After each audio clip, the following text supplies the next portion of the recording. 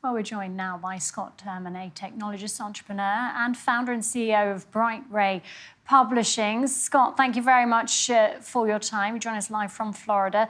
What's the main concern here? Because there must be some concerns because it's AI, and there always seem to be. Is it that it raises questions on whether user data will remain secure? Is that the main one? Well, I mean, from Elon Musk's perspective, I don't understand it, to be honest with you, because he's kind of saying that for somehow it's going to be integrated at some level that makes it dangerous or, theft prone or whatever, to anything that it may overcome or hear or whatever.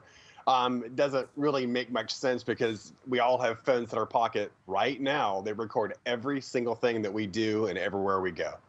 They're kind of their jump into this kind of security modeling, all I really saw was you can have private folders, it's, really you can secure things, with your face.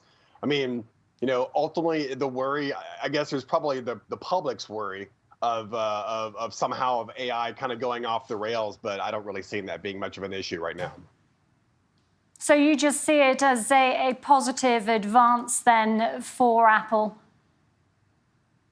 Yeah, I mean, obviously the investors did too, right? They broke the $200 a share, barrier today, right after a day after they announced all these things from yesterday. So, I mean, investors have been waiting for it. They obviously heard what they were looking for, which is an AI strategy. Every boardroom on the planet is wanting to hear the AI strategy, and Apple finally came up with theirs.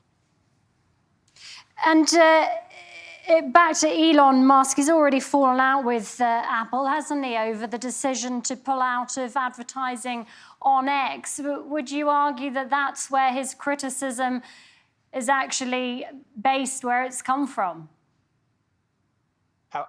We all know, I mean, Elon's going to do what Elon does. And, I mean, especially when you consider that Elon originally helped fund OpenAI, but now magically it's so dangerous now that it's integrated in one of his, I guess, mortal enemies, that he won't even allow it in his companies. Seems a little petty, but Elon's going to Elon.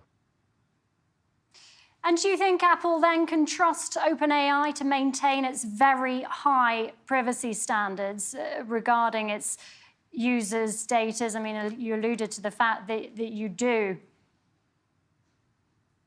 Well, I mean, in order for them to use OpenAI's services, the data is going to have to leave the phone, right? They're not running this LLM on the chip, or at least I haven't read anything to the contrary.